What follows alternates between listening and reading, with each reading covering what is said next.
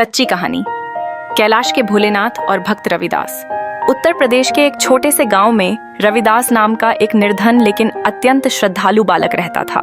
उसका जीवन कठिनाइयों से भरा था। पिता एक साधारण किसान थे और माँ बीमार रहती थी। परिवार इतना गरीब था कि 2 वक्त की रोटी भी मुश्किल से मिलती थी।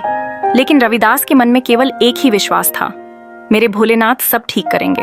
हर दिन स्कूल से लौटकर रविदास गांव के मंदिर में जाता और शिवलिंग की पूजा करता।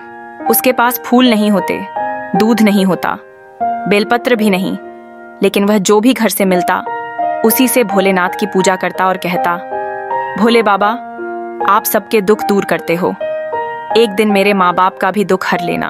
एक बार गांव में भयंकर सूखा पड़ा। खेत सूख गए, कुएं खाली हो गए और गांव के लोग रोजी रोटी के लिए दरबदर होने लगे। रविदास के पिता भी काम की तलाश में दूसरे गांव चले गए। माँ की तबीयत और बिगड़ गई। डॉक्टर ने इलाज के लिए 5,000 रुपए मांगे, जो उस गरीब परिवार के लिए एक असंभव राशि थी। रविदास माँ की हालत देखकर रो पड़ा।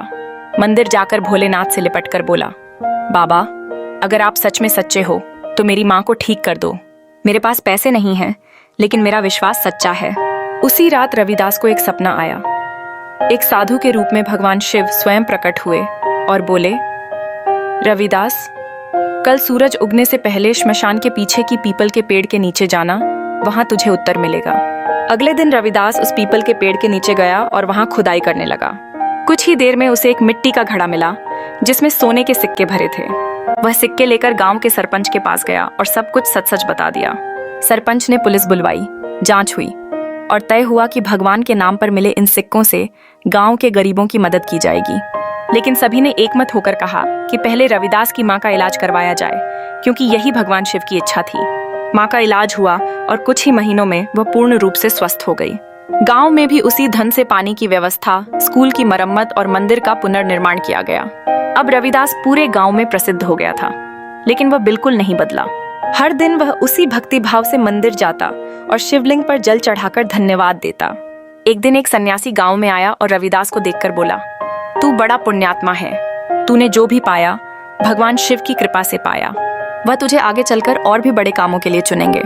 रविदास ने शिक्षा पूरी की, बड़ा होकर सामाजिक सेवा में लग गया और अपने गांव में एक गौशाला, एक निःशुल्क विद्यालय और एक शिव मंदिर बनवाया। लोग दूर दूर से आने लगे और सबको यही प्रेरणा मिलती, सच्ची भक्ति और विश्वास से भोलेनाथ सब संभव कर देते हैं। आज भी उस गांव में रविदास को भोलेनाथ का बेटा कहा जाता है। वह कहता है, मैंने कभी भगवान से चमत्कार नहीं मांगा, सिर्फ माँ की जान मांगी थी। भगवान ने मुझे सब कुछ दे दिया। शिव की मूर्ति के आगे रविदास की यह पंक्ति लिखी है, जो भोले पर विश्वास करता है उसके जीवन से अंधकार मिटता है। अगर आपको इस वीडियो अच्छा लगे तो कृपया लाइक, शेयर और सब्सक्राइब कर दें।